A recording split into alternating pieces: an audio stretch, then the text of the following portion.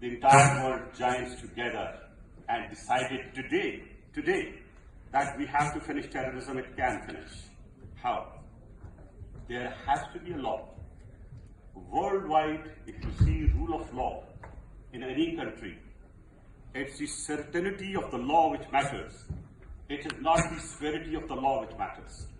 So you do have the severity, but unfortunately, the tools are not there. For example, UN has made a law on money laundering, on terrorist financing, and we all talk about it. But where is the implementation? It's not there in full letter and spirit. So what we need is a body and a law which is actually inflicting the humanity. And that needs to be a comprehensive general law, a law for the world to implement. And if a nation is not implementing, let there be sanctions. My very dear colleague just said it about the international human rights. Yes, we all talk about international human rights, but I think it has become a selective term. When it comes to my benefit, the rules are different. But if it comes to your excellency for you, the rules are different. The rules have to be together same in the implementation of international human rights. Now, question arises, what kind of legal power have you given to the international human rights to counter it? If they want to go to a country to investigate the international human rights, if the concerned country does not allow you to go or enter even in the country, do you have any legislation to put sanction on that country? Well, explain, why have you not done it? I'm sure, with my experience and 68 years age and 45 experience in the law enforcement, I have not seen any such document where you can enforce it.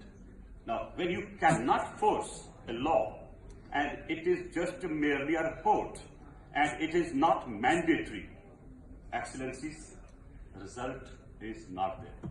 So first recommendation to all of you, excellency, what I've seen, I've written a book on Daesh, and by the way, I'm not promoting this book, but I'm just mentioning it because this is a book which, in fact, its proceed is going to the law enforcement agencies.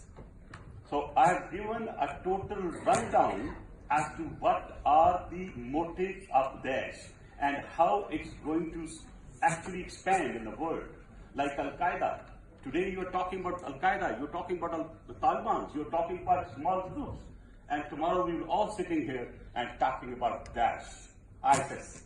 Please conclude your statement. Well, I know I've got only 4 minutes, but I will give my detailed presentation tomorrow. I've got my speech, and in which I will not only mention those details, and I'll be very vocal and tell who are the countries which are actually forcing and also basically backing. At the end, in the end I say, let's work together, forget our differences.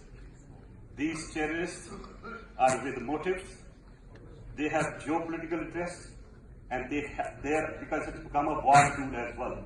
So the United Nations has to see and make sure that it is ceased to become a war tool. And I'm warning the world very well because I have evidence that the countries are using it as a tool, and I can only say, I know Your Excellency, time is short. My colleague would love to listen to me because my 40-year experience and the longest service as Interior Minister who has suffered 8 attacks from the terrorists. I would like to share my experience. Thank you very much for your contribution. And in the meantime, I would like to say the final thing. Wherever there is brutalities in the world must back it and try to finish it, because that is the reason the terrorism actually gets promoted. Thank you very much.